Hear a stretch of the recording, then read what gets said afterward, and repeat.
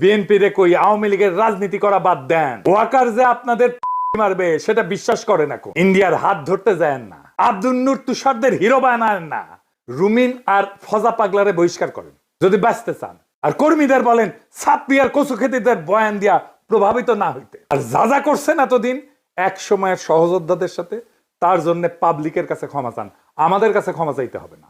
NCP আর জামাত শিবিরের পিছে লাগা বন্ধ করেন, প্রফেসর ইউনূসের সরকারের পিছে লাগা বন্ধ করেন। এখনো টাইম আছে, আপনাদের ফিরে আসার সম্ভাবনা আছে। কিভাবে করতে হবে রাজনীতি নিজে না বুঝলে আলাপ করেন, সাহায্য করব, পরামর্শ দিব। 2 সপ্তাহের মধ্যে পরিস্থিতি ঘুরে দেওয়া যাবে যদি কথা শুনেন আমাদের।